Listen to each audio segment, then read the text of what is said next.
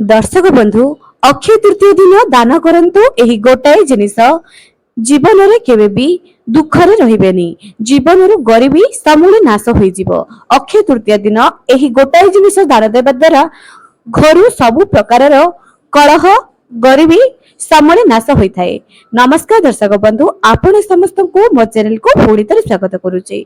दर्शक बंधु, अक्षय तृतीय दिन सुना किनिबा, अक्षय तृतीय दिन घर को एही जिनिस आनिबा, एमिति बहुत सारा वीडियो आपण माने देखि सारी थिबे, किंतु अक्षय तृतीय दिन दान भी दिया जाए। एहार भी एक विशेष महत्व अछि। कण या ऊपर आपण माने जानि छथि कि आज मु आपण मानको ये ऊपर एक सुंदर वीडियो नै आसीछि। अक्षय तृतीय दिन काहे कि दान दिया जाए, अक्षय तृतीय दिन केउ जिनिस दान देबा द्वारा घरे गरीबी नाश होई थाए, या ऊपर आजिर वीडियो रे अति सुंदर भाबरे आपण मानको बुझाइबी। जदि आपण माने एही वीडियो को देखि सारिलेनी बहु मात्रा रे शेयर करंतु। अक्षय तृतीय दिन किछि करंतु किबा न करंतु एही जिनिस निश्चय दान दियंतु। दर्शक बंधु, अक्षय तृतीय दिन जदि आपण माने एही जिनिस सब दान करि दियंती तेबे आपणकर पुण्य अक्षय होई रहिबो। जेते भी जीवन रे मनुष्य जीवन रे छोटिया मोटिया भूल तो होई जाए एवं ताहा आमर कर्म अनुଯାୟୀ फल भी अछि। एबे दर्शक बंधु, जदि आपणकर जीवन रो एवं आपणक परिवार रो लोक मानक द्वारा भी किछि ना किछि भूल होई जाइथिबो, आपण माने एही अक्षय तृतीय दिन निज परिवार समस्त सदस्य हाथ में एही जिनिस छुआई करी निश्चय दान दियंतु। आपण माने देखिबे घरु गरीबी समस्या दुख किपरि धीरे धीरे करी दूर होउछि। चलंतु दर्शक बंधु, आजिर वीडियो रे मु आपण मानकु कहिबी केउ जिनिस दान देबे। प्रत्येकक पाखकु एही वीडियो छाडंतु।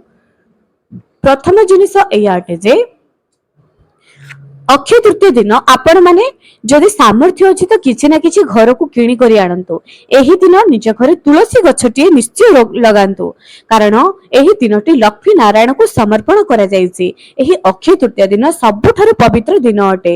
अक्षय तृतीय दिन करा जाउथबा जे कोनोसी भी कार्य अक्षय होई रहिबो, अक्षय पुण्य आपण माने प्राप्त करि परिबे।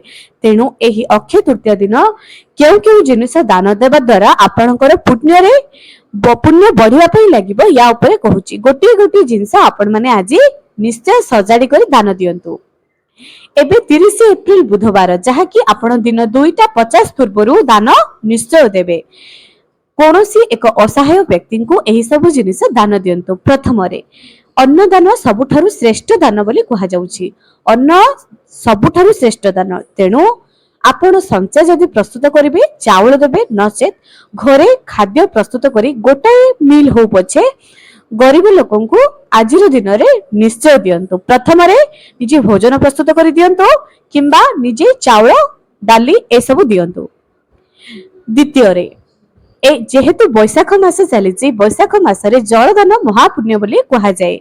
आपण माने आजिर दिन रे आखुरस शरबत किंबा खाली गोटे ग्लास पानी भी हो पछे निश्चय दान दियंतु। जे कोनोसी भी गरीब लोकन को आजिर दिन रे किछि पानीय जल निश्चय दान दियंतु। एहा आपणकर पुण्य को 100 गुणा बढ़ाई दबो। दर्शक बंधु, ता सहित पक्षी मानक पई आज किछि खाद्य बाहरे पकाई दियंतु किंबा जलर व्यवस्था कर दियंतु। सेमानंकर घर जदि भांगी जाउची देखुचंते किछि करि दियंतु। गाय गरुंकर आज एवं कुकुर मानक पई किछि ना किछि तो खाद्य निज घरु निश्चय प्रस्तुत करी बाहर करंतु। एहा आपनकु बहुत पुण्य फल प्राप्त करिवो। तृतीय रे आसुची एही दिन बिछणा, पुराणा कालिया बाउंस पाती रे जो बिछणा प्रस्तुत करा जाए ताहाकु आजिर दिन रे दान दिया जाए। एहा आपण माने विश्वास करिवे नहीं जे गोटे बिछणा आपनको घर गरीबी समस्या किपरि दूर करिवो। केवल गोटे बिछणा जदि किछि भी दे पारु नाहंती, गोटे बिछणा होई पछि दान दियंतु, गरीब लोकन को दियंतु। बैशाख मास चलीची एवं जेहेतु बाउंसर पाती को बहुत शुभ बोली कहा जाए। आजिर दिन रे एही जिनिस दान देबा द्वारा 100 गुण पुण्य फल प्राप्त करिवे। पंचम रे आसुची आजिर दिन रे कला राशि एवं बुट, जहा कि छोटा बुट बोली कहा जाए, कला बुट ता सहित कला राशि आजिर दिन रे दान दियंतु। एहा आपनको जहा भी आपनको घरे जदि ग्रह दोष आसुची, ग्रह पीड़ा चालुची, एहा निश्चय दूर करिवो।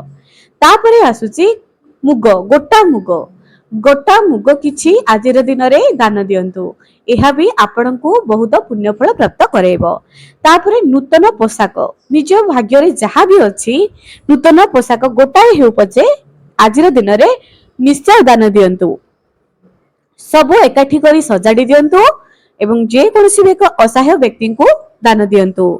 ତାପରେ ଆସୁଛି ଆପଣ ମାନେ ଆଜିର ଦିନରେ ଯଦି ସୁନା ବି ଦାନ ଦେବେ ଏହା ବି ବହୁତ ଭଲ ଅଟେ। ଆଜିର ଦିନରେ ସୁନା ଦାନ ବି ସବୁଠାରୁ ଶ୍ରେଷ୍ଠ ଦାନ ବୋଲି କୁହାଯାଏ। ତାପରେ ଗୋଟାଏ ହେଉ ପଛେ ଆଜିର ଦିନରେ ନିଶ୍ଚୟ ଅସହାୟ ବ୍ୟକ୍ତିଙ୍କୁ କିମ୍ବା ବ୍ରାହ୍ମଣକୁ ନିଶ୍ଚୟ ଦାନ ଦିଅନ୍ତୁ। କୁହାଯାଏ ଦାନ ଦେବା ଦ୍ୱାରା ଆପଣ ଦାନର ଅର୍ଥ ଆପଣ ସୁନା ଦାନ କରୁଛନ୍ତି। ଏହା ବି ଆପଣଙ୍କୁ ବହୁତ ପୁଣ୍ୟ ଫଳ ପ୍ରାପ୍ତ କରିବେ। ଆଜିର ଦିନରେ ନିଶ୍ଚୟ ଦାନ ଦିଅନ୍ତୁ।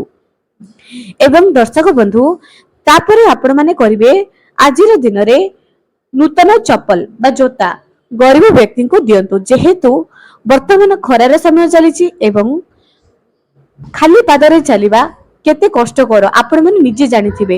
ତ ଆଜିର ଦିନରେ ଆମେ ଯଦି ଗୋଟେ ଗରିବର ସମସ୍ୟା ଦୂର କରିପାରିବା ଏହା ବି ବହୁତ ପୁଣ୍ୟ ଫଳ ପ୍ରାପ୍ତ କରିବ। ପୂଜା ପାଠ ଠାରୁ 100 ଗୁଣ ପୁଣ୍ୟର ଫଳ ଏଇଆ ଯେ ଦାନ ଧର୍ମ।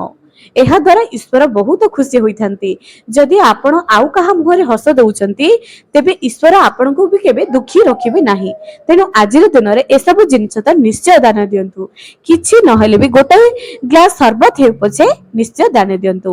ଆଜିର ଦିନରେ ଆମିଷ ଭକ୍ଷଣ ଜମା ବି କରନ୍ତୁ ନାହିଁ। ପୂଜା ନ କଲେ ନ କରନ୍ତୁ ପଛେ ଆମିଷ ଭକ୍ଷଣ ଜମା ବି କରନ୍ତୁ ନାହିଁ। କାହାକୁ ବି କଟୁ କଥା କୁହନ୍ତୁ ନାହିଁ। କୌଣସି ପ୍ରକାରର କାହାକୁ ସମସ୍ୟାରେ ବି ପକାନ୍ତୁ ନାହିଁ। ପୁଣ୍ୟର ଫଳ କେବଳ ଭଗବାନଙ୍କୁ ଡାକିବା ଦ୍ୱାରା ହୋଇନଥାଏ, ଏସବୁ ଉପାୟ ଦ୍ୱାରା ବି ହୋଇଥାଏ। ଆଜିର ଦିନରେ ମା ବୃନ୍ଦାବତୀଙ୍କ ପାଖରେ ଗୋଟାଏ ଦୀପ, ନିଜ ଘରର ମୁଖ୍ୟ ଦ୍ୱାର ପାଖରେ ଗୋଟାଏ ଦୀପ, ଘରର ଉତ୍ତର ପୂର୍ବ କୋଣରେ ଗୋଟାଏ ଦୀପ ଏବଂ ପୂଜା ଘରେ ଗୋଟାଏ ଦୀପ, ଯେଉଁ ଘରେ ଏହି ଦୀପ ସବୁ ଜଳୁଥାଏ ମା ଲକ୍ଷ୍ମୀଙ୍କର କୃପା ତାଙ୍କ ଉପରେ ନିଶ୍ଚୟ ବଜାୟ ହୋଇ ରହିଥାଏ। ଦୀପାବଳିରେ ଯେପରି ମା ଲକ୍ଷ୍ମୀଙ୍କର ପୂଜା କରାଯାଏ ଏହି ଅକ୍ଷୟ ତୃତୀୟାରେ ଲକ୍ଷ୍ମୀ ନାରାୟଣଙ୍କର ପୂଜା କରାଯାଏ। ମା ବହୁତ ପ୍ରସନ୍ନ ହୋଇଥାନ୍ତି ଯଦି ଅକ୍ଷୟ ତୃତୀୟା ଦିନ ଆପଣ ମାନେ ମାଙ୍କର ଏପରି ପୂଜା କରିବେ। ଆଜ୍ଞା ହଁ ଦର୍ଶକ ବନ୍ଧୁ ମାଙ୍କର ବହୁତ କୃପା ଆପଣଙ୍କ ଉପରେ ଆପଣ ମାନେ ନିଜେ ପାଇପାରିବେ। ଦର୍ଶକ ବନ୍ଧୁ ଏହି ଭିଡିଓକୁ ଯେତେ ପାରୁଛନ୍ତି ସେତେ ବହୁ ମାତ୍ରାରେ ସେୟାର କରନ୍ତୁ, ଯାଦ୍ୱାରା ଅନ୍ୟମାନେ ବି ଏହାର ଲାଭ ଉଠାଇ ପାରିବେ।